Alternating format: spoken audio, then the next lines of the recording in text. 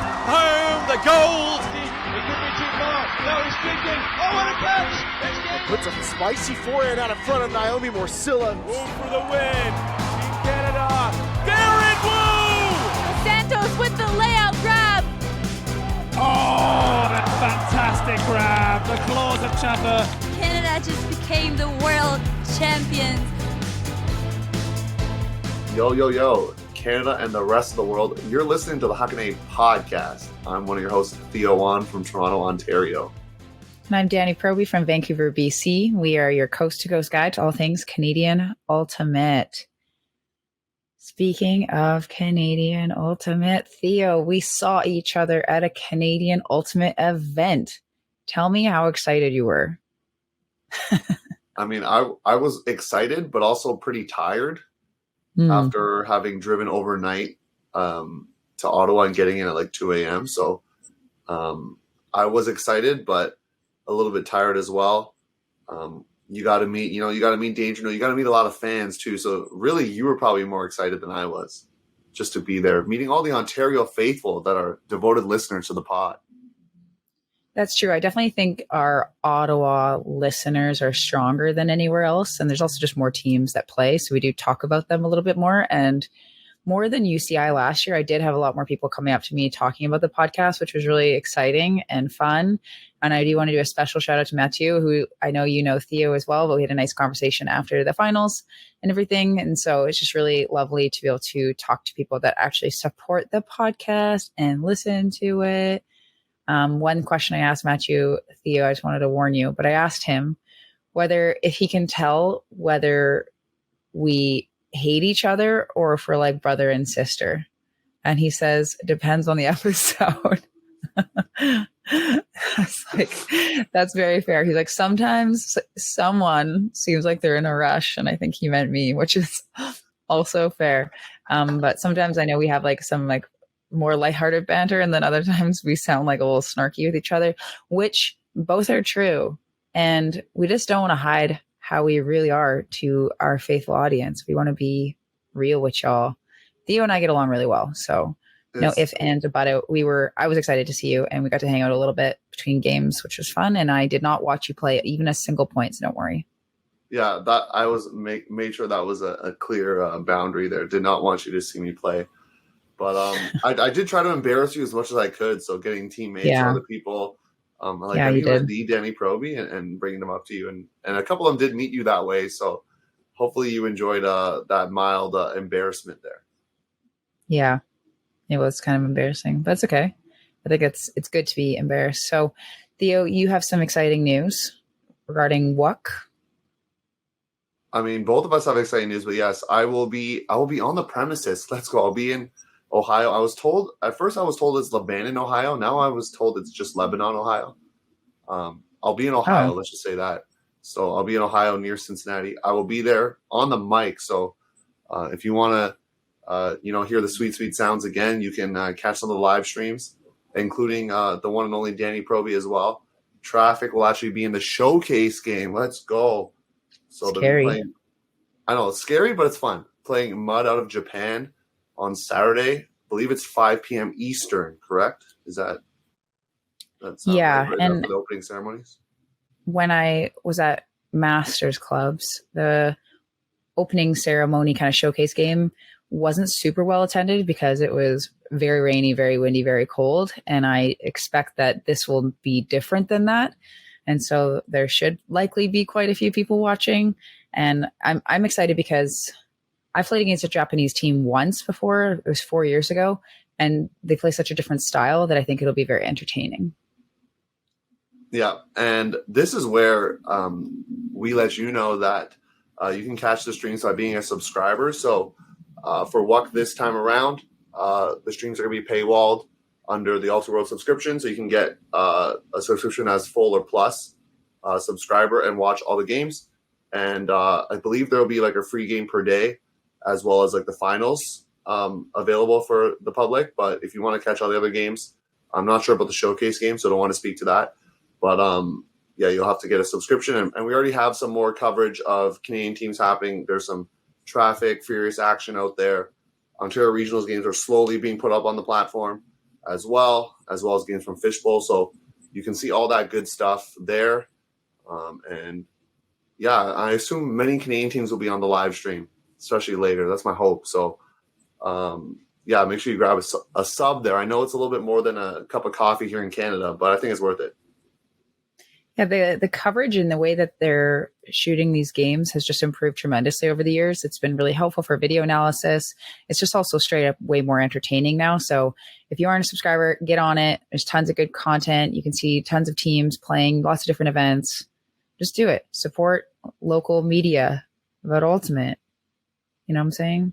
Yeah, I could get into a whole spiel about this, but I will say the only thing I'll say is if you want the content, the money's got to come from somewhere.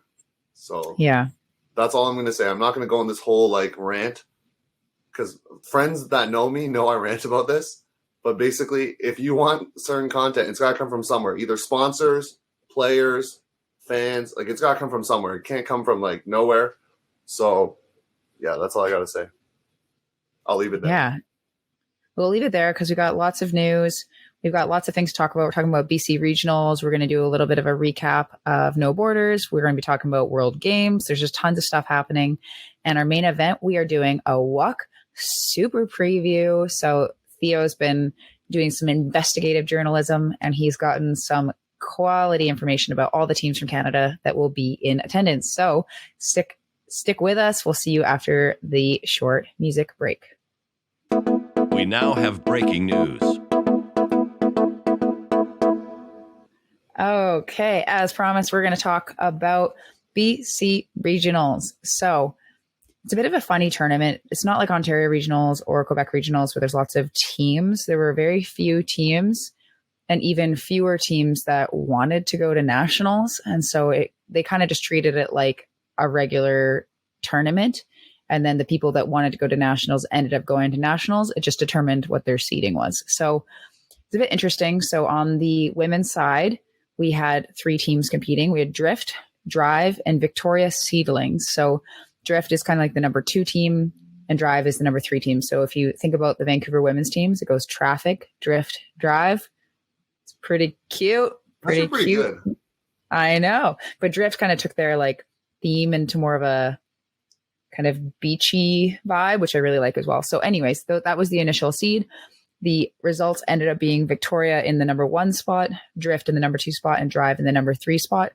But the Victoria team is not going to nationals, I believe. So it just ended up being Drift that's going to be going and competing. So any thoughts on that before I move on to the open division? Well, I know you're pretty happy about Victoria stepping up here, your old stomping grounds. But is Victoria a team that is made up of mostly UVic players, or is it or I guess ex-UVic players that have kind of moved on to the adult club scene? Are they going to be playing fall series by chance? I doubt it. I think it was kind of like a throw together team. I know that there are open and women's teams in Victoria, but I'm not sure how much they're actually planning on competing beyond a couple tournaments here or there or fun tournaments. Okay, because I saw something about a team we're going to talk about, Victoria. On the Google sheet it says Stuff, but I'm pretty sure it's Surf. Victoria Surf. At least that's what their Instagram tells me. But they're looking like they're going to go to the fall series. So I just was wondering if the Seedlings were doing the same thing. You could be right. I just thought I saw people on that team that weren't in college, but I could be wrong. I was away this weekend, so I didn't actually get to watch any of these games happen. Oh, I mean USA, club fall series. Yeah, I know UVic, they actually start up their college season right away in September. So I would be intrigued if that is something that they were doing. Maybe would be maybe potentially good for building their team for the winter and the spring season. But at this point, I don't really have any information on that. So moving on to the open division, we had Victoria, Blackfish, Decapitated, and Oni. And Decapitated, I learned, was the open kind of like Masters players in Victoria. So if you think about happy campers, so they went Decapitated. Anyways, so the games were pretty chalky, I think. Decapitated ended up beating Oni in one of their games. I think Victoria, the regular open team, was the most winningest team there. But again, them and Decapitated were not planning on going to CUCs. So we have Blackfish taking the number 1 seed out of BC and Oni taking the number 2 seed out of BC. Moving on to mixed, we had Fable, Mola Mola, TT, Not a Moment Too Soon, and Forever Young all competing. But again, only 3 of these teams wanting to go to nationals, and only 3 teams, like all 3 teams were able to go. So it ended up being TT finishing at the number 1 spot, followed by Fable, then Forever Young, Not a Moment Too Soon, and Mola Mola. So TT somehow coming in the number 3 spot to start the tournament, which I think is a little bit surprising because I would have assumed that they would have won, and they in fact did win. So coming to the CUCs, we got the number 1 spot being TT, number 2 Fable, and number 3 Mola Mola. Forever Young, I know, is going to Mixed Masters CUCs, so they were just getting some reps in. So that's BC Regionals. I don't think it's like terribly exciting, especially in a non-Worlds year. It ends up being kind of like the teams that generally want to go can go. Do you have any thoughts about any of that? First of all, I love the name Mola Mola. So yeah, their jerseys are always really good too. Yeah, keep up the good names. But yeah, it was interesting to see Fable being seated. Like, do you know how they decide the seedings? So I know TT was seated below Mola Mola and Fable, but if I was seeding it, I'd probably seed them above Mola Mola. No.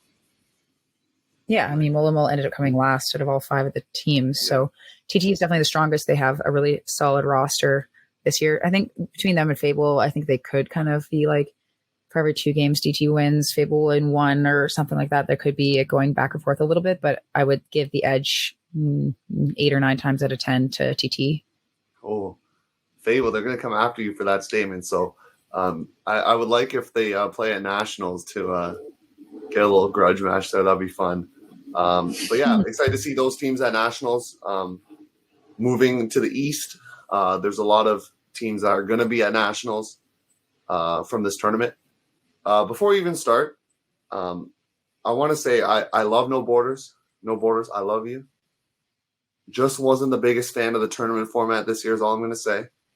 Because what happened was, if you're in the lower pools, there was like kind of 8 top teams and then like the lower pools. But if you won the lower pool, you basically were crossing up to the top without having to take out a team from the top. So there was no crossover that way.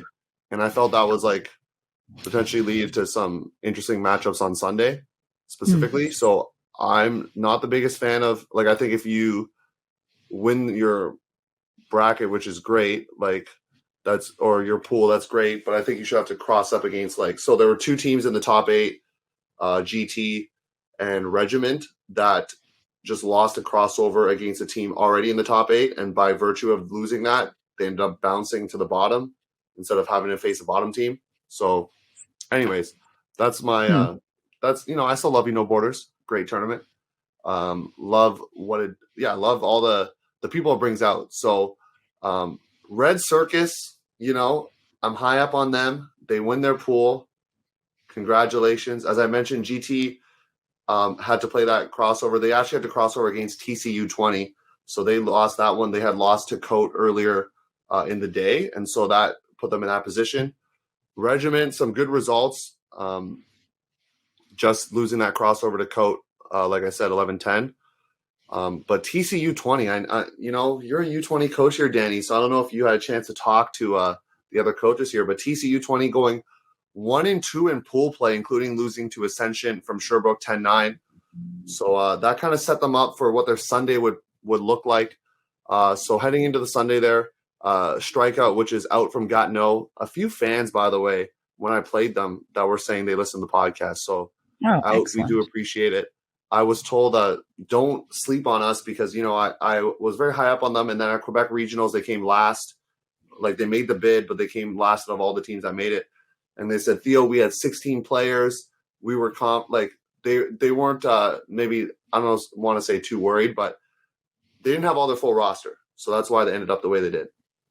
But anywho, in quarters, Ascension, Red Circus, Quake defeating TCU 20 and the in-laws make it. And then you got to check out our Instagram because I got both universe points, Red Circus versus Ascension and in-laws versus Quake. Some really exciting action. And then in the final, the in-laws, otherwise known as Phoenix, take it both on what I've been told are Chris Lay, who's a big fan of the pod, skies. So that's what happened. Red Circus comes in second. And that's your bracket. TCU 20. They had some tough games. And I think this is a good learning experience for them, Danie. I know you as a coach would say that to your players right after a tournament. Yeah, for them, I know that their squad gets really like hyped up, but they struggle to kind of start out of the gate hyped up. And so as the game would move forwards, they would start getting their momentum. People would make good plays. They get really excited. And then they would start scoring and they'd start getting some breaks back. But due to the fact that the games are only 70 minutes, you don't have a lot of time to start slow at this tournament. So I think that kind of came back to bite them a little bit in some of these scores because there's some games that they could have and potentially should have won had they started kind of ready to go right out of the gate. So really good learning experiences for them. They got lots of touches. They had a few injuries. So I don't think that they had, we had 24 playing by the end. I think they were 17, 18 or something playing by the end. So definitely a tighter roster, kind of working through some of their systems. They definitely had some amazing moments where they're playing against some really talented throwers. And so they have been tested and they're going to be ready to go for Worlds once it arrives. That's what we like to hear.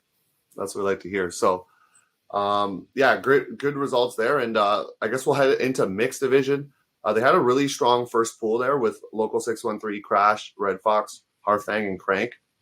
I'm looking at the standings and a couple teams come in 3-1, a couple teams 2-2. So it's very competitive. 613 winning the pool, and we'll get to the rest of those teams as we talk about the bracket. In one of the other pools, Mixtomania, you win the pool. I mean, it's a 3-way tie, but you win the pool. So congrats to you there. Crux going 3-0. I know they had a great showing at regionals, and Danger Noodle as well. Danie's favorite noodle-based team going 3-0 as well. So, a few crossovers happen, and then we get your quarters with Local 613 winning, defeating Danger Noodle.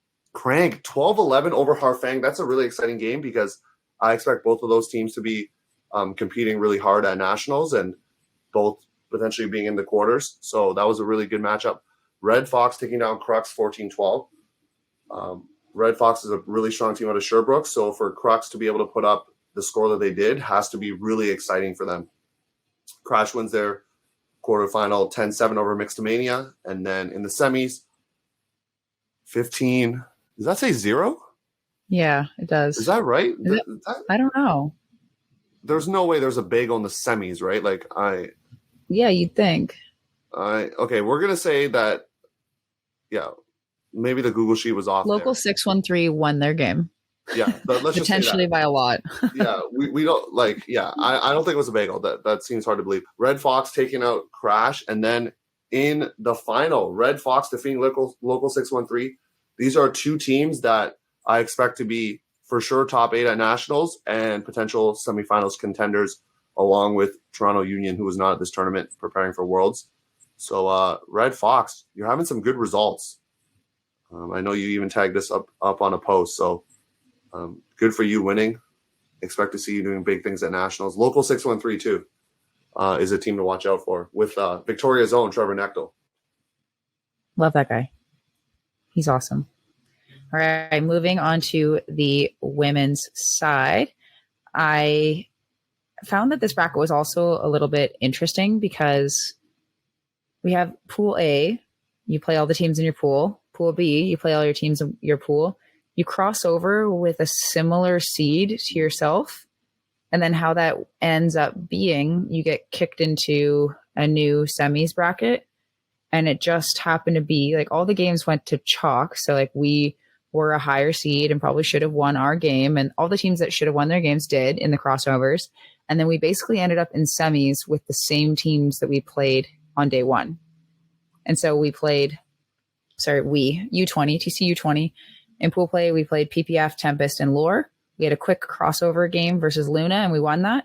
And then we were back with PPF, Tempest, and Lore in semis. So it was interesting. So we ended up playing, I believe we played Lore first, and then we got to battle up against PPF in semis.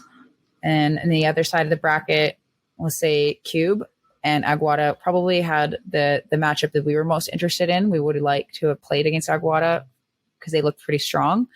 But Cube ended up being 3-0 in their pool. Aguada ended up being 1-2. Luna was 2-1, and Queen Peas are 0-3. Sorry? I picked that. I said, watch out for Luna. I was like, it might go to chalk, but you got to watch out for Luna. So the thing with Luna, when we played them, that was our closest score with the exception of the finals. And something that they're really good at is they're really good at hucking with a big mark on. Like they are able to huck through a mark. And they were really good at receiving deep in like a pile of people. Like our very final point, they just like yeeted it. And it was like a hot mess. And so another team just like gets up and snags it. So we were used to being a bit taller than teams, but they out-talled us in that game quite a bit. So it was a really fun matchup to play against Luna. Anyways, so in our bracket, we ended up going 3-0. TCU 20 went 3-0. Tempest actually broke seed and went 2-1. PPF was 1-2, and Lore was 0-3. So we had Cube ended up coming out into semis versus Aguada, and they ended up finishing that 13-6, whereas we finished our semi 15-4 versus PPF. So we had a Cube versus TCU 20 final. Our kids were definitely a bit nervous going to this game. We tried to create an environment for them where they would feel like it was a game at Worlds. And so we really tried to get them all hyped up. We tried to make them potentially a little bit more anxious, a little bit more nervous about it. And we were really dialed in. We went up 3-0 right away. We had our O-line go out, and then we had D1, D2 go out and all score. And so we were feeling pretty good. And we ended up finishing that game with TCU 20 winning the championship 13-8. So it's pretty commanding. I would say we had moments of being tested. And as a coach, you kind of want them to be a bit more tested, I guess. Like the guys' team, they got some like universe type games, and they had to kind of fight through some calls and some stuff happening on the field. Ours was just like smooth sailings. The spirit was really high from start to finish. All of our players were playing really well. We didn't have to deal with any kind of adversity like at all, other than the heat. So maybe we're just that good.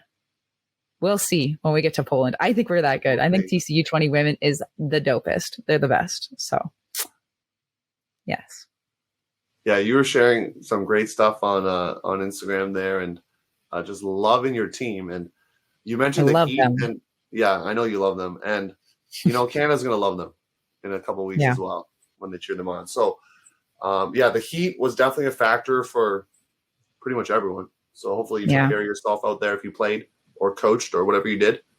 And if you had some beverages on Saturday night, hopefully you rehydrated in the morning because it was very hot. And, that might be the case in Poland. I know that's probably going to be the case in Ohio. Maybe we'll see. It's not Alabama weather, which I know we're going to get to as well because World Games came and went. It was like, it was here one day on Tuesday, and by Saturday it's gone, and World Games is over. So, Danie, tell us not the best news, but tell us World Games results here for those that might not know. So I know we had already covered two of the games, and we talked about when the episode was aired, rather, that the USA game would probably already have happened, which was the case, but we haven't been able to talk about it. So this first half, especially of the Canada versus US game, was extremely exciting. Canada went up a break early. I think all of us in Canada were holding our breaths. We definitely thought that it was possible. It looked possible, and it was 6-7 at half. So Canada only down 1 point. The game ended up not being as close. I think America finally got their stuff together. Canada let their foot off the gas pedal a little bit and finished 13-8. So there was a little bit of controversy. There was a defensive play made by one of the Canadian players, kind of went off on Reddit. there was a spiking of the diss that was happening from an American player, and that went off on Reddit, and that went off on Instagram. So everyone had the pitchforks out one way or the other. It was an interesting day to be on Ultimate Twitter, Ultimate Instagram, Ultimate Reddit. It was exciting. Theo, did you see any of the posts? I know you're sending me some stuff. Yeah, I'm loving. I know some Canadians aren't gonna like this, but I appreciated the Instagram post. I thought it was it kind of like from a media perspective and from like a company perspective, you want. This is, the way of the game sometimes. You want eyeballs on your content. And so if you post something controversial like that spike from that American player, which I will not name, but that got comments. Like I looked, and like within the first 45 minutes, I saw like 44 comments. I don't even know how many comments are there now, but that player commented on the post, boo-hoo, which got pinned. And like that got a whole other bunch of responses. And yeah, it was interesting to say the least. I'm a fan of spiking. I've said that unapologetically before. I think this time, it was a little more directed at a player, and it was more like, so that's the spikes I don't necessarily like. Like if you're kick spiking into the air and you're like pumped up, like let's go, that's fine to me. But if you're like spiking at a player like near their head, staring them down after, that's like more like street ball basketball kind of style, and I don't know if I like that. So that's, I think, where people were a little upset about that, let's just say. Yeah, I mean, it's hard to tell from that camera angle too whether he was really staring him down or what was happening in that moment. So I think you always just got to assume best intentions. That player, Dylan Freechild, is a very hyped up player, and he's known for his spikes, and he does kind of give permission for a lot of people to celebrate like that, because I think something we've talked about with Spirit before is that a certain group of people kind of have the monopoly over what we decide is spirited or not. And I think everybody should be able to celebrate in a way that fires them up, fires up their team. Like, I don't think, as long as it's not aggressive towards another team, which I agree with you on that point as well, like live and let live, like stop caring what other people are doing. That's kind of my philosophy around it. If a team's all rushing the field when it's 13-1, whatever, go for it. Why do I care what the other team's doing? If I'm caring so much about what the other team's doing, I'm not living in my moment. I'm not living for my team. I'm caring about the other person. It kind of seems like schoolyardish, tattletale-y. Like they're celebrating. Okay. Yeah. Celebrate. Lane Shearer on Twitter had a great tweet that was like, instead of spirit of the game, it was like JOTG, like joy of the game, like what brings you joy kind of thing. Yeah. Back to the player you mentioned. I mean, his nickname is Spikezilla. So, I mean, come on. Yep. Like, and that was the caption too. It was like Spikezilla, which definitely didn't help matters. I think the big thing with that play, and we won't talk too long about this play specifically, but I think part of it was the fact that like another player had tried to come and talk. And he just like kept on going by, like going on his merry way. And so I think that, along with the spike and kind of where it was directed, is where the issue is. I don't know if everyone was upset about the spiking specifically, and I don't want to speak for the mobs of people that were commenting, but I think the fact that he didn't stop and have a conversation, like usually when something like that happens, you have some teammates that try to come in and make cooler heads kind of thing. But there was like no discussion involved. It was just like, I'm just going to go to the other side.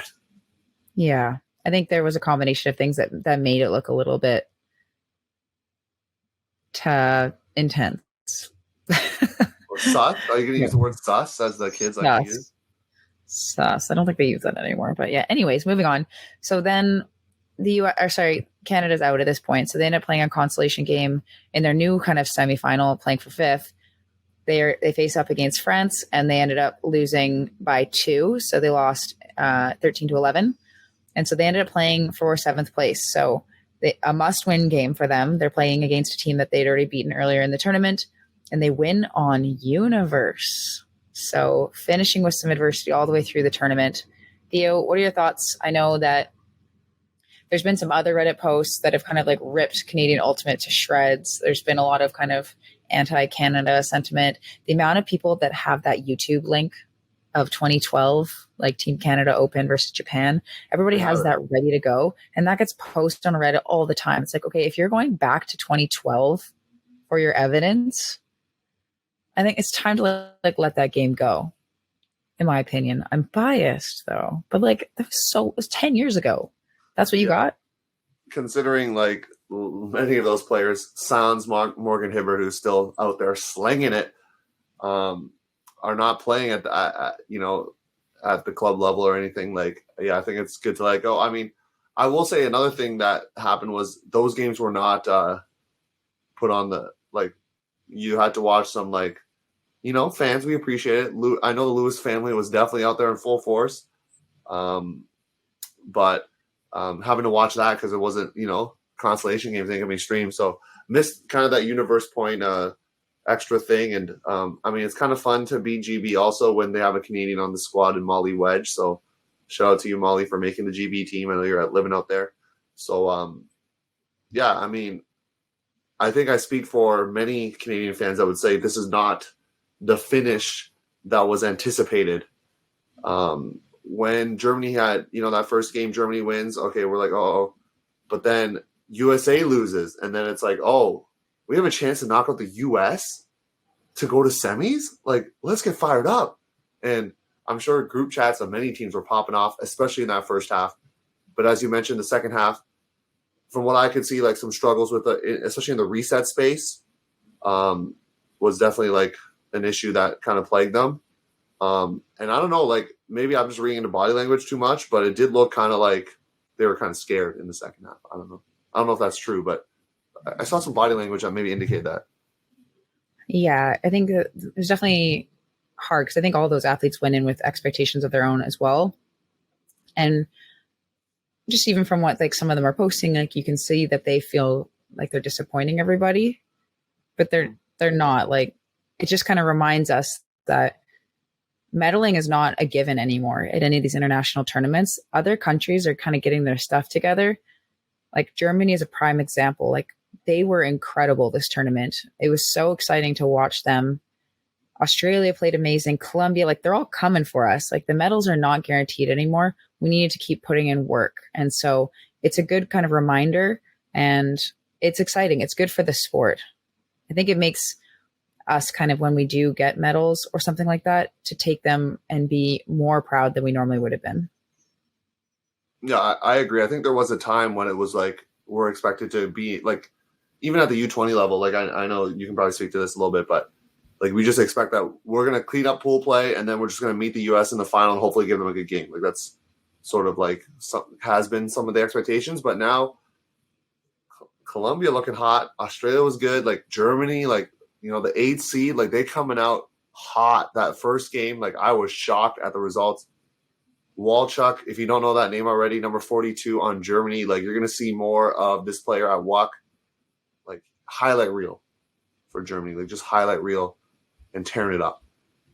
Yeah, she had the whole traffic group chat going crazy fangirling so hard.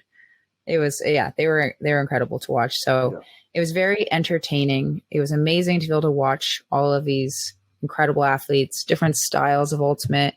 The U.S. was just, I think defensively was unparalleled compared to other teams. Their reset defense was something that really made teams struggle. And in a vertical set, you really need your reset defense to operate. Otherwise, it's really hard to kind of get the flow for the cutters. And they were shutting down even the easy resets. The ones that are usually gimmies were not available. They were losing tons of yards or getting blocked. So it looked really challenging out there, but I saw tons of amazing things from Canada. So really like tremendous effort from all of the athletes that were there. We love you. We got your back. Excited to play with Chewy again. Yeah, I'm not sure people expected us to come here and like kind of like be like the Reddit posters and like talk negatively. Like that's not really our MO. So yeah, congrats to all the athletes that went, especially the two players that, you got to stay ready. As they say, when coach puts you in, you got to be ready. So two players kind of having like not last minute per se. Well, in one case, yeah, like just being ready to go and performing. So congrats to you all. And yeah, we're going to see what happens at WUCC and other future tournaments. TCU 20 coming up, or U20s, I should say, Worlds. So that'll be exciting as well.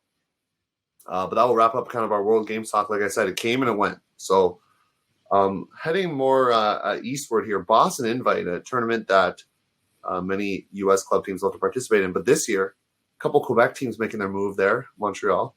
So Venus, I said watch out for them, and they actually won their pool. And I don't know if you saw this yet, audience, but they beat the first seed in their pool by this scoreline, 15-2. So come on. You got to give some love for that. They win their pool 15-2, and then they move into the bracket, and they win their quarterfinal 14-5. They're semi 12-7, and unfortunately they fall in the final to Starling Ultimate 12-7. But going all the way to the final Boston Invite, I know there's more regional kind of teams there. Like there's no Brute Squad or anything like that because obviously they're preparing for World. But just going to an American tournament, seeing new competition, I always love when teams do that. We talk about that a lot in college, right? Going to U.S. college tournaments. So, Venus. Danie, you got to give some love for that. 15-2 against the top seed in your pool, that's like, come on. I love it when Canadian teams make noise in the States. Yes. And speaking of noise, Manic as well, making noise.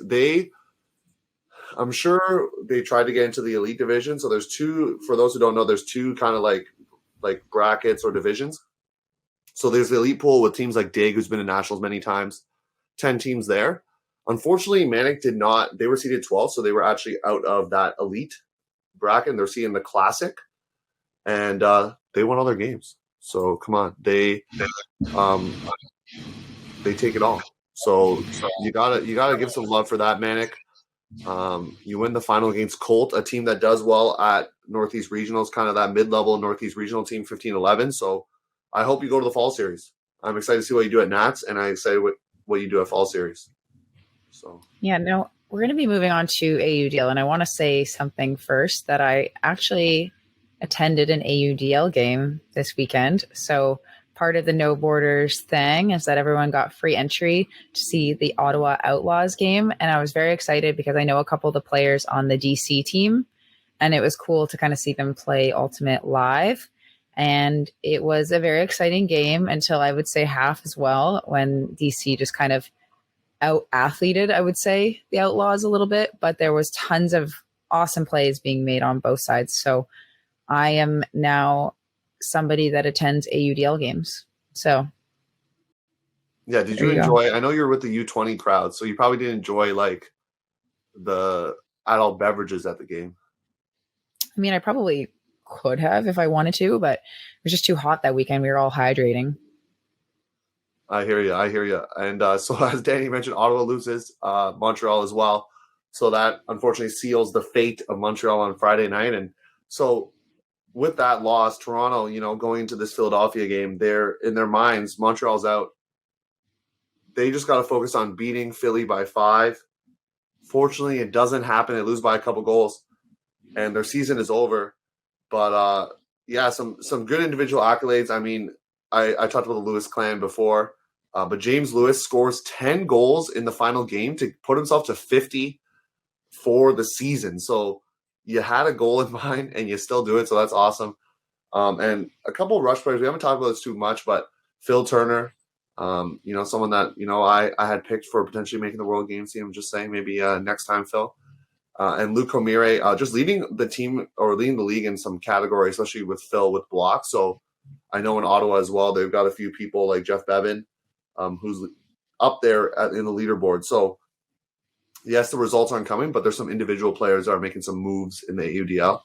And I'm going to ask you a question about the AUDL because you watch the game. So would you suspect that there are some players that just really would thrive in that sort of like, because that's what I've seen. Some players that really thrive in that field and that spacing compared to like the club, right? Like you probably noticed that a bit. Like you maybe picture like, oh, if this person was on the club field, maybe they're like, not doing as well as, that wide open space where they can run down like a big huck with all that room.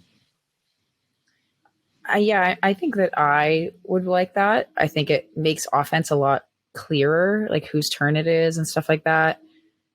It definitely made for more highlights because I think teams, when they're just kind of marching it down, it was hard to block. The only times that there were blocks was when people were kind of taking the riskier shots or doing hucks or something. So I think that the players that like small ball, kind of like quote unquote dribbling, probably have really high retention rate. And those that like yeeting it are probably the only ones that like throw turnovers, really, because there's so much space. If you are just kind of working unders or working like little break side shots, like it's hard to block those. The field's so big. So I think I would thrive on a bigger field. I like those little dinkers. And honestly, like this, like I've been told, like the swing passes, when you're swinging it like side to side, it's like almost like a mini huck. Like you're like potentially you're swinging it like the full width of it. And so it's different. I've been told many things about AUDL in terms of like how tiring it is. Players saying that, you know, if you play a doubleheader weekend, it's essentially a tournament or more, right? Because of how much running you're doing. So, and the sheer amount of points, like James, I believe, played like 30 points that game. So just imagine like you're playing, that's one game. Like that's not in a club game. You're playing probably not 30 points. So, you know, it's hard to commentate too. I will say that because you tend to repeat similar things because the game is so long. So it's a good challenge on my end as well. But that's the AUDL recap, Danie. I love that, you know, you segued that and wanted to talk about your experience because that was part of the No Borders package. And I think it was a good thing because it gets a lot of people out that normally probably wouldn't go to a game because it's part of the tournament deal, and Ottawa Ultimate, the OUCC promoting it as well helps. And inspires hopefully the youth of tomorrow. And I know the PUL and WL are doing the same. And maybe one day it'll come to Canada. That's I don't know if you're. I know some cities are like anti-pro, regardless of like what league. So we'll see what happens. WUL approached me about starting a Vancouver team, and I kind of passed on it at that time. I just didn't have capacity or the capital to kind of upfront it. Oh, they want you to be the owner. Yeah. Oh yeah, that costs a little bit. If there's anyone in the audience that is keen to see a WUL team pop up in Vancouver and has some cash lying around, I will manage it. I do not want to pay for it. So hit me up. Yeah, if you're willing to let your money go to, I mean, Danie Proby, I will say it, I don't think it's a jinx. Successful entrepreneur with Elevate Ultimate. Like, come on, let's get this started. Or maybe in Toronto you can pitch to Drake. I know Drake's trying to bring in a WNBA team, so maybe that'll happen with the PUL as well. But that kind of wraps up our news. But don't go away. Please don't go away because we got mega preview. We're going to talk about every single team. I know we did that for our Masters, which is actually quite a challenge. This one, a little bit more manageable. We got answers from every team. We're going to look at their schedule, their pools, and just kind of go through all that. So really exciting stuff. Stay tuned for it. This episode has been brought to you by WUCC Ultimate. WUCC Ultimate has been producing custom uniforms and performance apparel right here in Canada since 1998.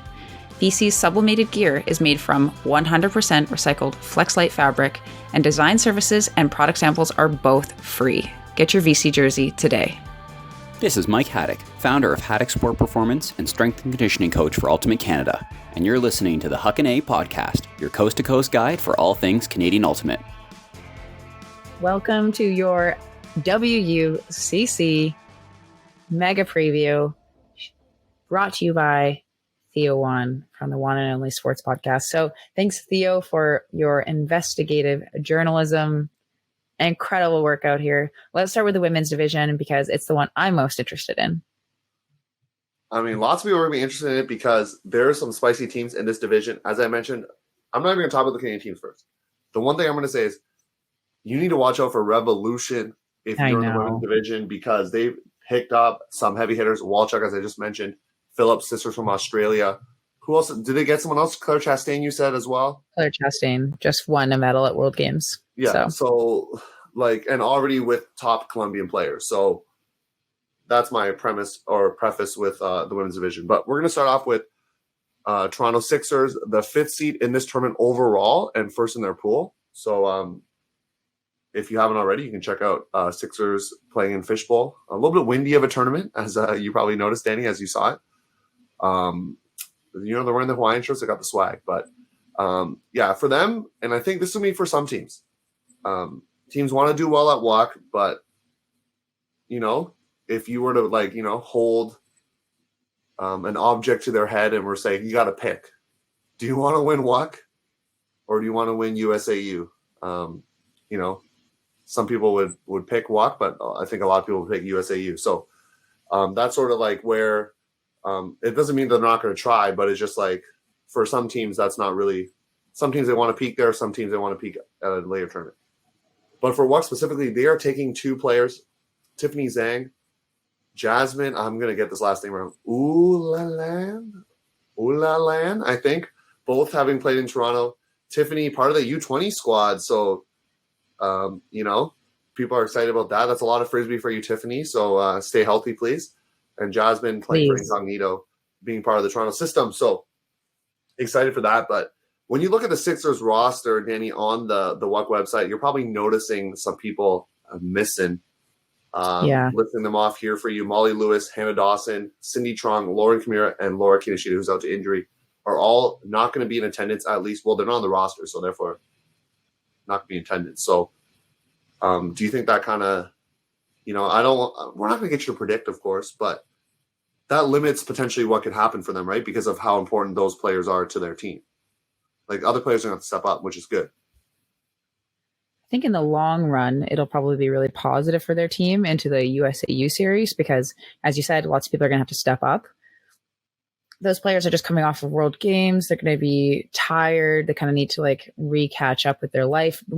Back-to-back Worlds events is really time-consuming. And so it makes sense to me that they're taking some time off. It definitely will probably hurt how far they go in this tournament would be my assumption. But I think in the long term, it's going to be really positive for their team. Yeah, and speaking of players that they expect to step up, Sarah Marr being one of them. You've probably heard that name before in the audience, but her first year was actually in 2018 when they went to WUCC. So with some of the offensive players missing for this tournament, expect to see Sarah in action. Nalima Basra as well, making some big plays out there. And I know Nalima was on the team last year as a rookie, so kind of a short season. So this is where you really get a step up with a full season at WUCC. And then another rookie, Michelle Ng, or NG, it's the challenging last name there. But perfect attendance, first of all. That's amazing. Love it. And expecting fly out, laying out Ds. So those are some players. We try to, get some players to watch so that when you're seeing the streams or you're keeping tabs, you can keep an eye out. Of course, every player deserves the love too, but here are some players to keep an eye out. And then in terms of their pool, they got Yaka, who, if you follow European Ultimate from France, they are a very good team. They won, the French national title, the Tom's tourney, as well as coming second in the London Invite. So that game, Sunday, 3 p.m., second game of their tournament, definitely keep an eye out. And then they also play Minneapolis Pop.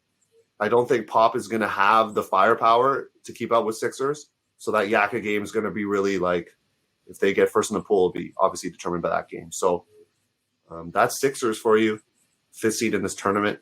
But now we're going to preview another team that's top 8. And in terms of how the seeding worked, the first, I believe, is it 8 seeds, Danie, that get seeded 1 to 8?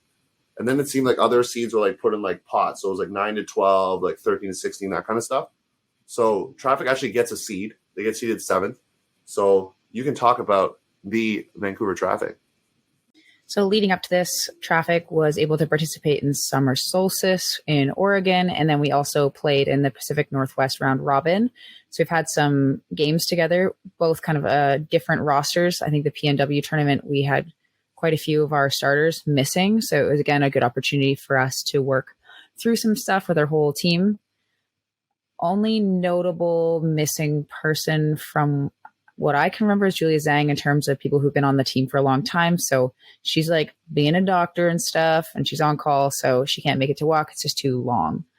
There's some minor injuries and stuff like that, but everyone should be good to go come WUCC. So luckily, Traffic gets to be in the showcase game against Mud. Super excited. So Mud is the number 2 seed in that pool, Traffic being the number 1 seed.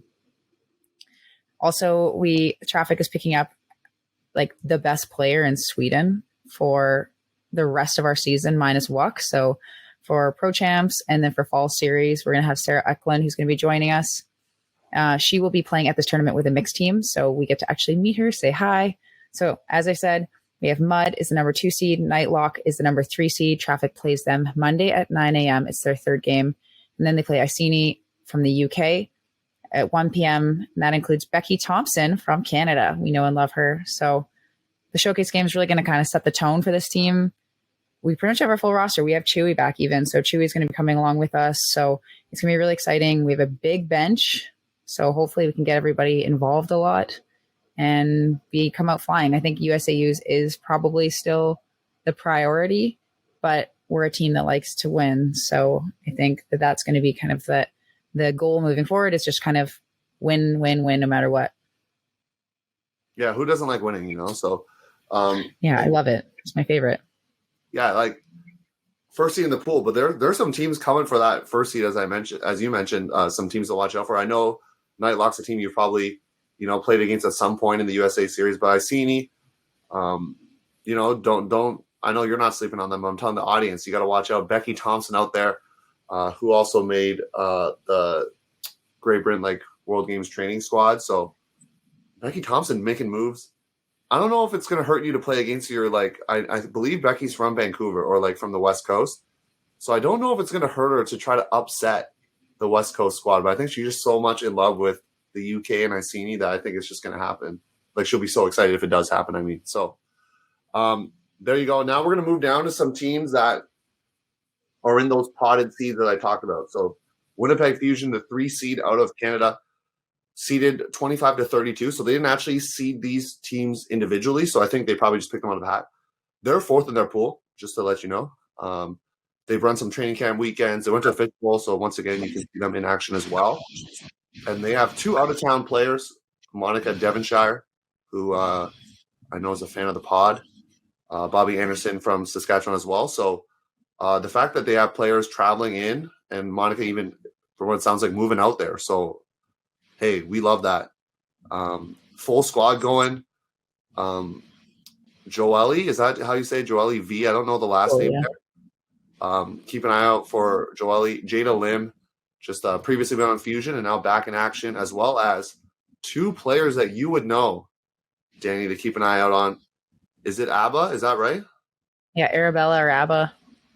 Abba and Emily Cho. They're on TC, but they're playing with Fusion. So, I'm going to speak this out loud. It's going to be like the, Kawhi Leonard, you started this all for us, but the load management, because they're going to be playing WUCC and then probably in a week be going out to Poland, right? So they'll be interesting to see how they manage the load with that. And a benefit will be the fact that Karen Hatch, who's on Fusion, is an assistant coach for the team with you. So I think that definitely helps with making sure that those players are, taken care of in that way, right? Yeah, that's definitely the goal. Yeah. So for their pool, they have Seattle Riot. So a team that Traffic, has been before, but Fusion, I don't know if they played Riot ever. So they're going to play them on Monday at 1 p.m. These are all Eastern time local. So just remember that. Ellipsis out of Australia. This is a fun one because this includes Anushka Beaudry. So I don't know how Anushka got linked up with that. Maybe Kat Phillips from Sixers Connections, but playing for Ellipsis, that's Fusion's first game on Sunday. I've been told they're kind of focusing on Sunday because if they want to finish top 3, these are kind of the games they got to focus on and think about. So right now they're 4th in the pool. They got to take out a team above them. So Fusion trying to make some moves here, and yeah, we're excited to see it. Next up, we have Iris. So they've been playing lots of games. They participated in the friendly tournament with Stella, Salty, Berta, etc. in Ottawa. They played in Fishbowl, and they've been playing Sixers and Stella, Fusion, and everything like that. They've been kind of playing with players from all over the province, so they're kind of really gearing up for this tournament. So all of their roster plus spots are their full roster players. They don't have any kind of out-of-town pickups, no injuries. And as you can see on their Instagram, they've been training really hard. They've been doing really good work. And they didn't want to shout out any one person on their team because they're all amazing. But Penelope Robert, you're the real deal. I'm excited to see some highlights from you. You're always really exciting to watch. So I'm going to shout you out specifically. There's a couple kids on U20 that are on Iris that are going to be going, but will not be participating because they're trying to manage their load before Worlds. So shout out to Nina and Sophie. They'll both be there, but not cleated and not playing and not rostered, I believe. So in their pool, they have Revolution, unfortunately. And so that's a game that's going to be happening Monday at 9 a.m. That'll be their third game. They're playing, sorry about the siren in the background if you can hear it. They're playing Bristol Women's team, which includes Canadian Molly Wedge, who we've already mentioned in the World Games section. That's Sunday at 11 a.m. That's their first game. Then they're playing against Pittsburgh Parcha, which will be a tough matchup for them. Traffic played them last year at Nationals, and they gave us quite a scare in our very first game. So they play a really big style of Ultimate. They're kind of run and gun. That game is going to be Monday at 1 p.m., and that's their fourth game. So they also play Fabulous out of Switzerland. So hopefully that could be an easy dub there, but who knows? These European teams are coming out of nowhere. Yeah, Iris, it's tough with, when you're seated and last in your pool, like the next couple teams we're going to talk about is that. So it's just tough because you're going to have these harder matchups. Like Parcha is a team that does well in USAU. So it's like, and they make nationals. So it's like they have that competition and that, the body blows of playing all these good teams. So we'll see what happens. I mean, that Fabulous game, one to circle for them as well. Moving on to Ottawa Stella, the 5th seed. I mean, there's a lot of women's teams in this tournament. I believe there's 8 American teams or something like that. Like, there's a lot of American teams going as well. Like, so anywho, they're also seated in the 33 to 40 slot. They've had some scrimmages, playing Stello, their older siblings, lowercase as well.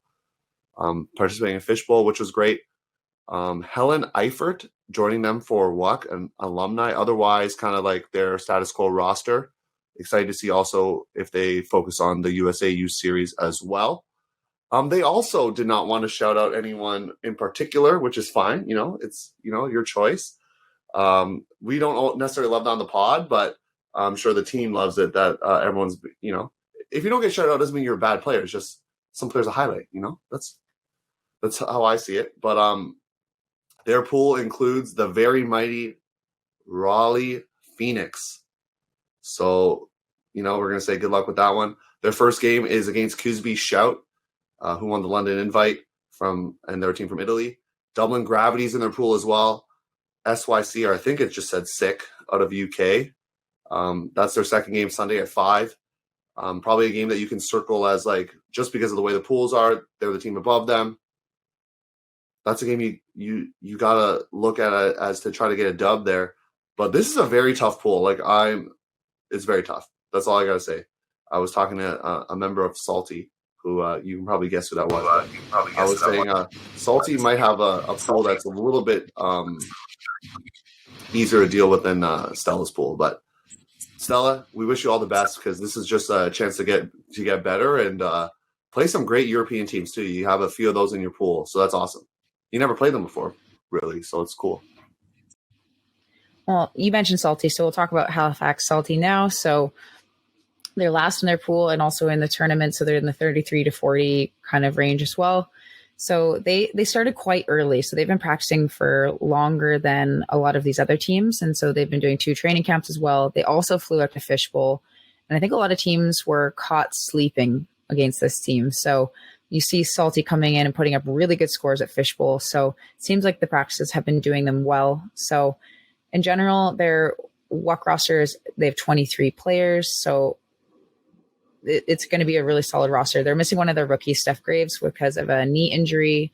But she's actually going to be coming to WUCC now, which is amazing. So they're going to have a lot of their kind of normal studs kind of lacing up, ready to go. So they wanted to shout out Jessie Brown, who's their main D-line handler. You might have seen her crushing it on the field with Stell Lowe a few weeks ago at Masters, and Jenny Koras, who's their main O-line handler. So they're going to be chucking bombs. They've got exceptional cutters as well. So Kiara Federer Wong also plays amazing shutdown handler D.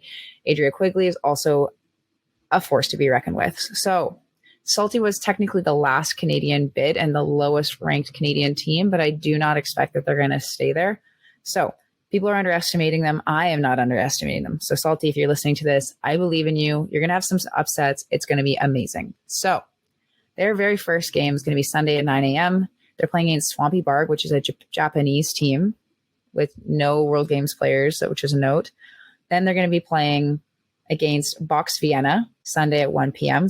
and then Chicago Nemesis. So Traffic actually played Nemesis twice last year. So I think this is a game that Salty can actually win. So then they're going to be playing against Pangolins from Singapore Monday at 5 p.m. And as you said, seems like on paper a bit of an easier pool than what Stella is having to go through.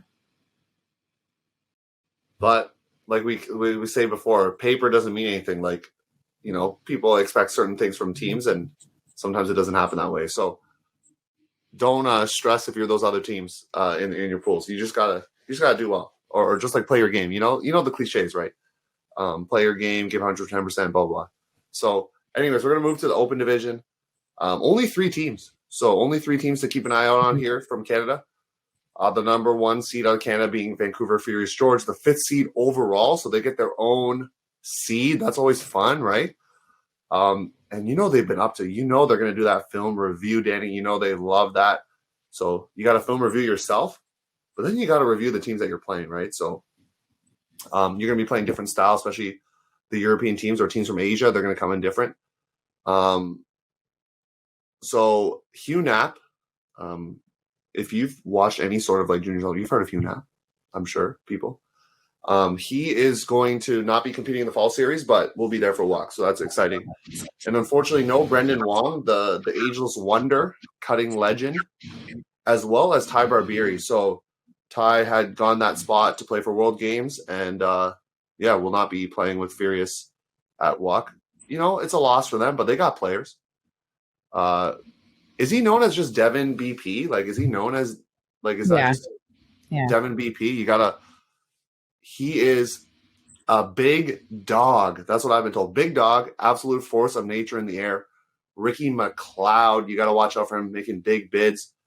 So they're excited that all their World Games players minus Ty are back. So Tim, Kevin Underhill, Robbie, Brennan, they're going to be bringing that, that monkey mentality. I'm not going to say angry monkey. I'm just going to say monkey mentality. How's that? Because I know things have changed. I mean, they don't say angry monkey mentality. Sorry? They don't say angry monkey mentality. They just say monkey mentality. Yeah, monkey mentality. That's all I'm going to say too. Monkey mentality, bringing it, love it. But in their pool, they got a game, spicy game, 3:00, their 4th game against regional rivals Rhino Slam. So they've been 1-1 so far. They lost to them in semis at Summer Solstice. That's a great one to watch. Chalk out of France. They're picking up Jacques Nissen, who's played for Brown University, as well as they have 4 France World Games players. That's their first game, actually. So that will be a great test for them, and they need to come out firing because I know Chalk's going to be coming for them. Mooncatchers as well, with a couple of pickups. Paul Arders, and I believe that's going to be Johnny Bansfield as well, just based on the name I saw on their list. So would kind of make sense as both of them play for Machine. So Mooncatchers, their second game at 1:00. So they don't really get like any sort of rest in this pool because their first 2 games are against Chalk and Mooncatchers. So Furious, I expect you to come first in the pool, but there's some teams coming for you. They're coming. Yeah, it's interesting because I think before Rhino got the bid, Furious was actually going to pick up some Rhino players. And so then Rhino ended up getting a bid, and then they got thrown into the same pool as Furious. So now they're going to be playing against some players that they were potentially going to be teammates with. Oy vey.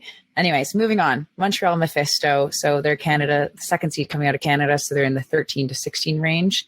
So they are going to be 2nd in their pool. So they've been doing a few practice weekends. Mephisto and Royal are basically the same team. So they've been practicing together for quite a while, basically since May.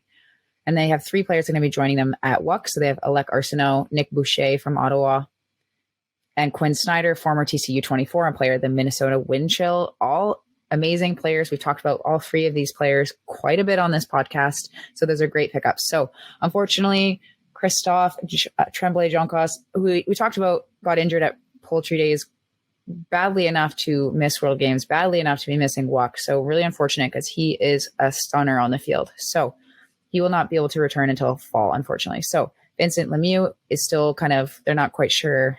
He's a bit TBD.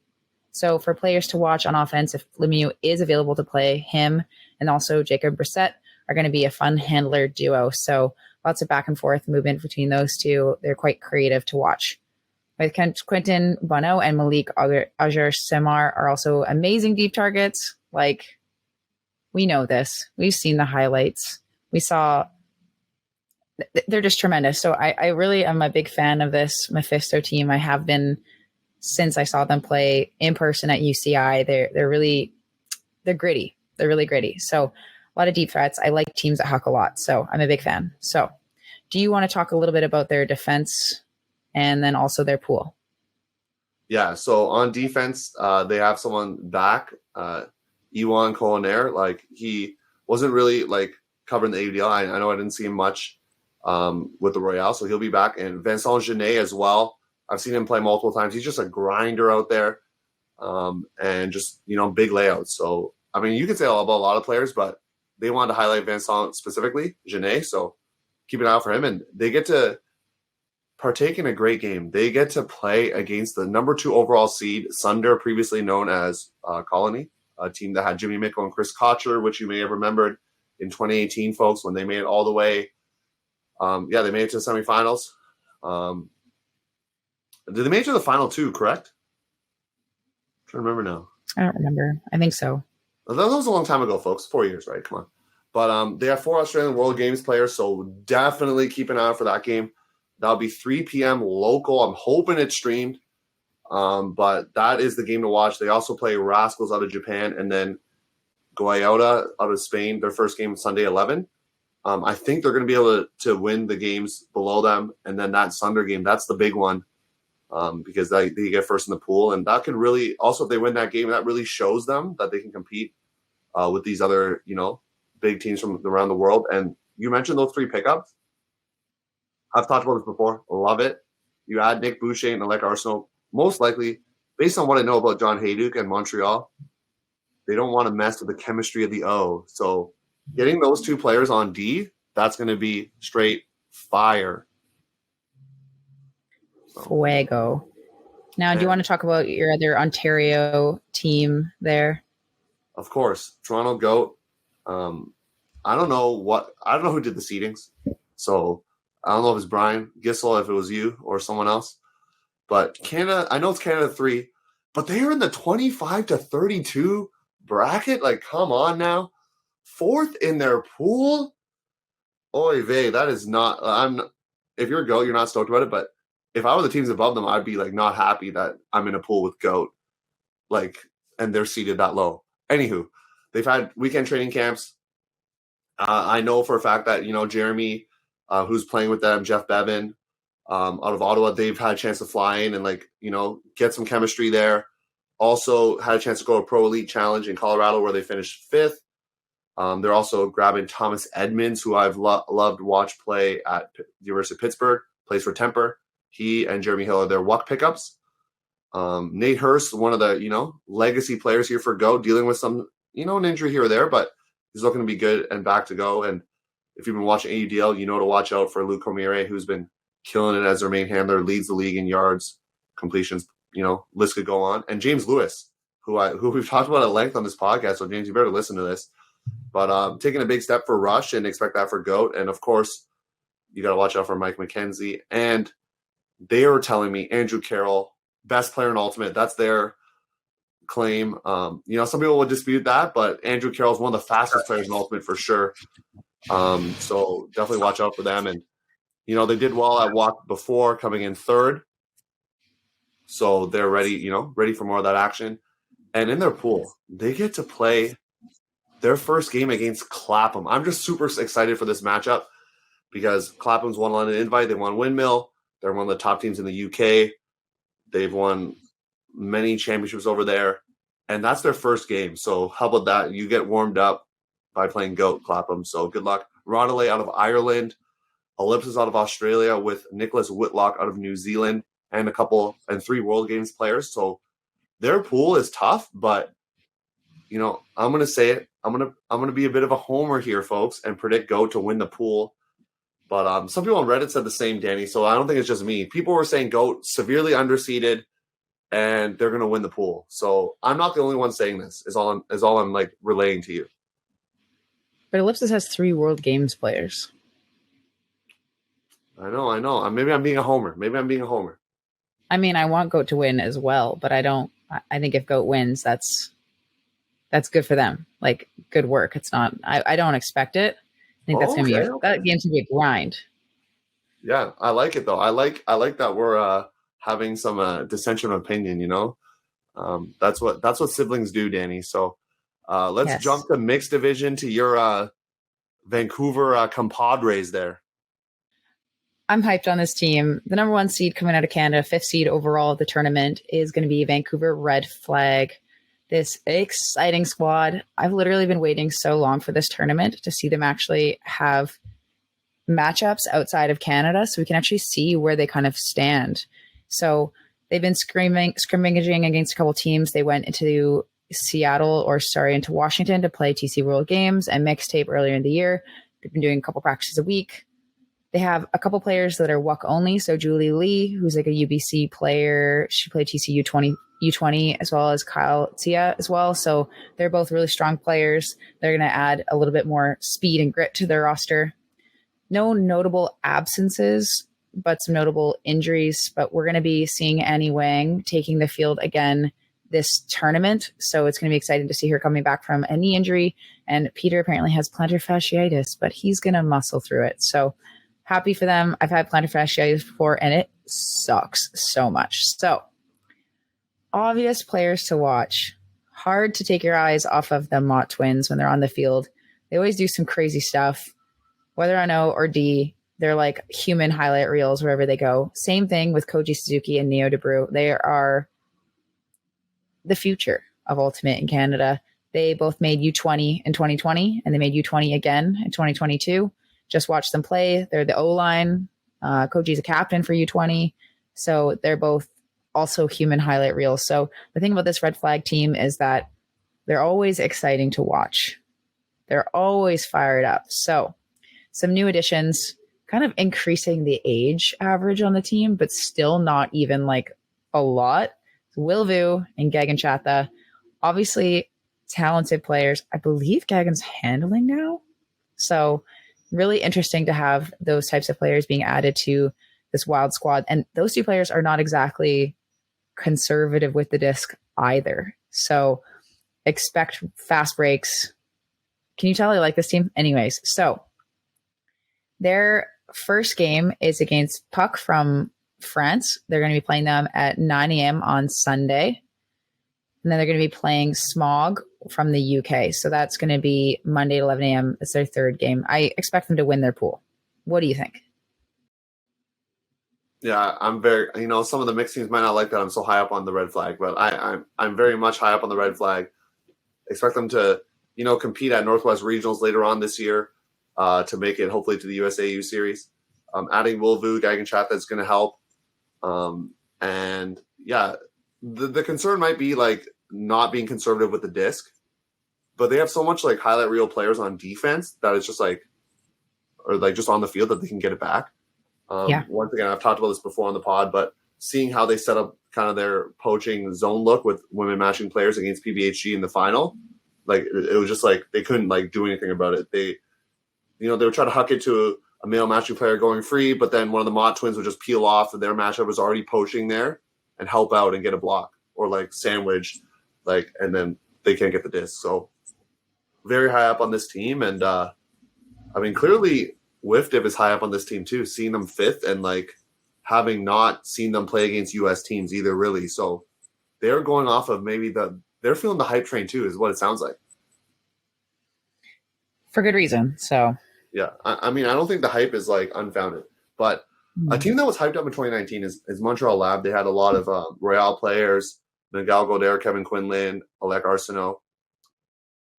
Not Alec Arsenault, Andre Arsenault. But all those players are gone. So they have a lot of new men's players. I counted around 10, a few women's players as well. So not many male matching players coming back from that 2019 squad that made it.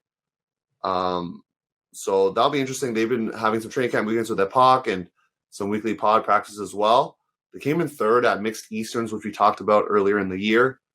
And they're a team that you don't sleep on them. Okay, I know they're second in their pool. They get to play Groot, which is going to be a super sick game because Groot is a team that potentially, they're a top 8 seed. They want to potentially make the final. They're going for it. So that will determine who wins the pool. They also play Ratels out of Japan, their last game on Sunday at 2 p.m. or 3 p.m. So I could see them coming in second. Could they take out Groot? We'll see.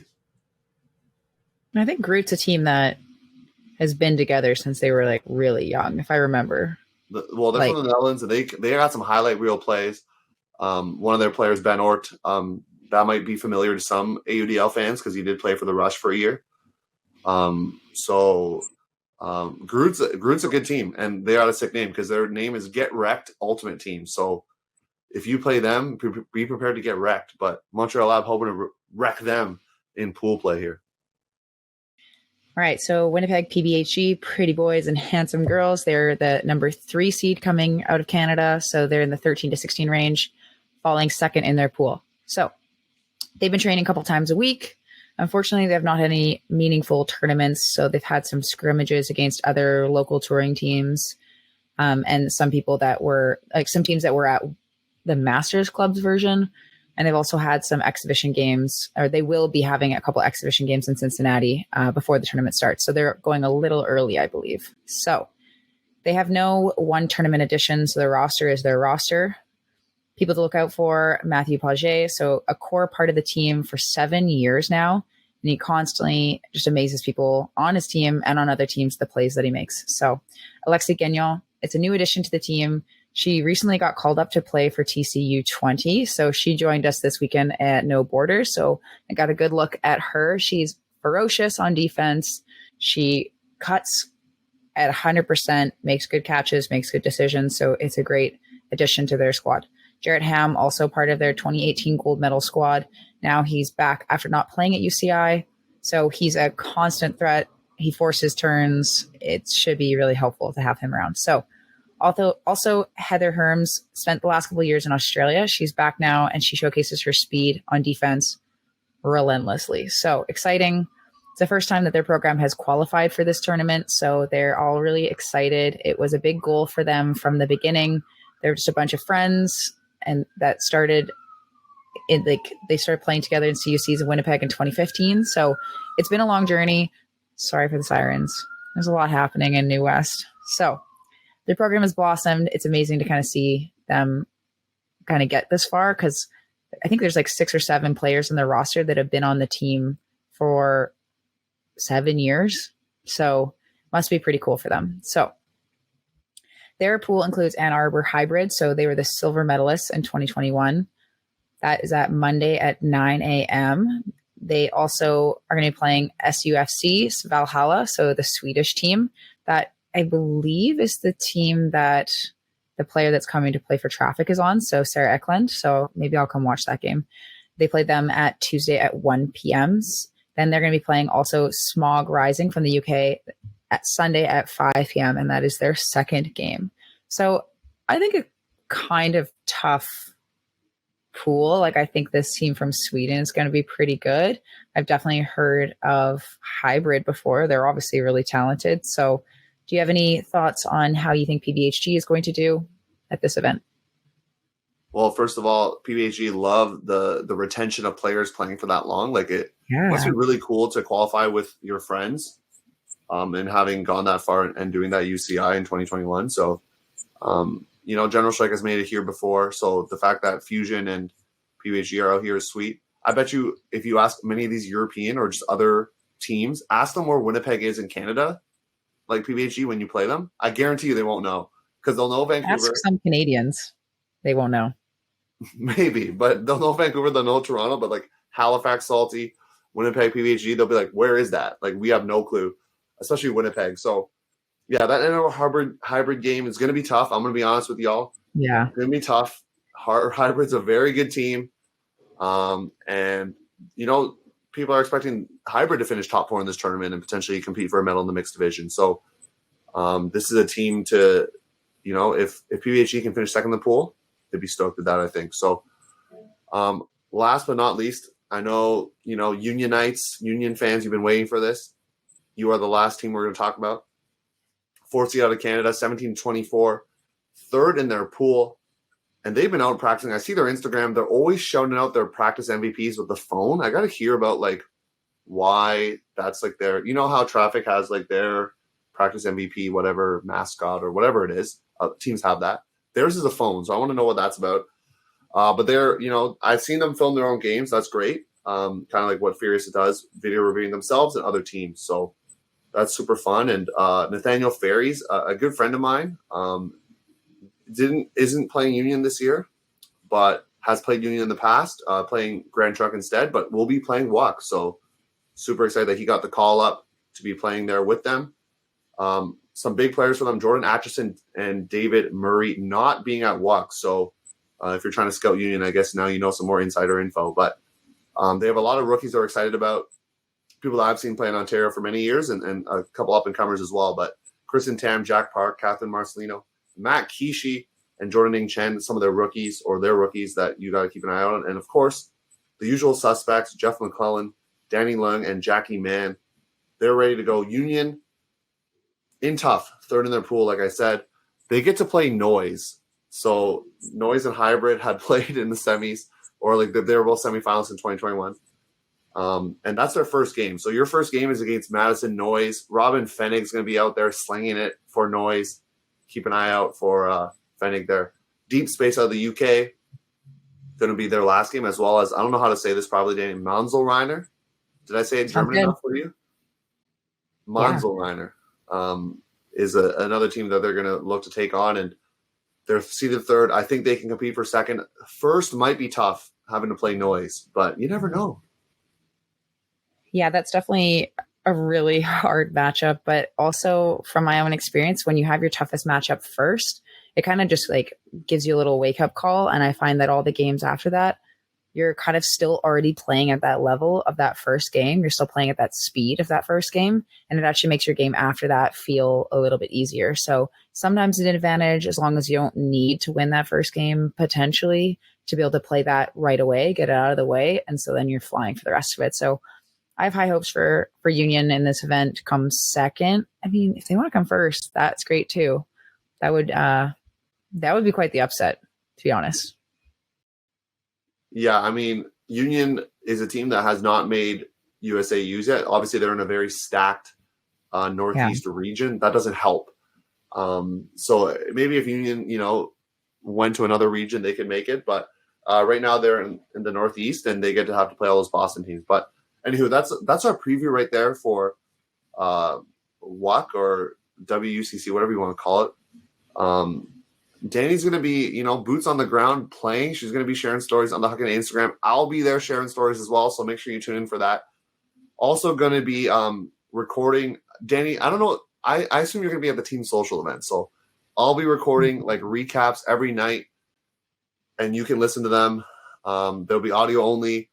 They're just going to recap how the Canadian teams have done, see if I can get some quotes from coaches or players, and just kind of give overall feel of the event, because I'll be there, like we mentioned at the top. So we're excited to, I guess we'll meet again for the second or third time, but second time in less than a week, right? Like that's a little too much, Theo and Danie, No, it's not. But first of all, I do want to say meeting you this last weekend felt really comfortable. The first time I was it was awkward. It was a little awkward. That's true. I was like, hi, Danie.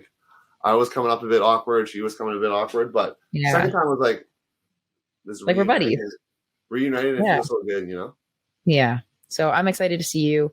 Congratulations on the commentating gig. It'll be lovely to hear your voice. More than I already do. Which is a lot. That's true. You do hear my voice quite often. This is fun too for the audience. I know Danie listens to every single minute of every single episode that gets released. That's not true. Diehard fan here. So she definitely likes to hear her own voice as well as mine. So that's good. Make sure you. No, I listened to the ones when you had Kelsey, and I thought that it was really fun to listen to. So, I do listen to them most of the time. Sometimes I don't listen to the entire main event if it's previewing a thing and I've already heard it. That's all good. But you and the audience should listen start to finish, because sometimes we have little hidden gems right at the end, like our subscriber only section which we're going to be talking about a specific experience that my team had at No Borders, which I thought was just like really pumped me up. So I'll chat a little bit about that. Do you want to chat about anything in subscriber only, or do you want to leave it at that? No, I shared about my, No Borders. I told you I love you. Schedule was a little mishmashy. That's fine. Happens. Still love the tournament. We'll be back next year, of course. Love making the trip to the capital city of Canada there. But yeah, tune into subscriber only. You know what to do. We got hit with the email this week. We did. So make sure you hit us up with emails or whatever. Hit us up on Instagram, all that good stuff. But we're going to hit up subscriber only now. Bye.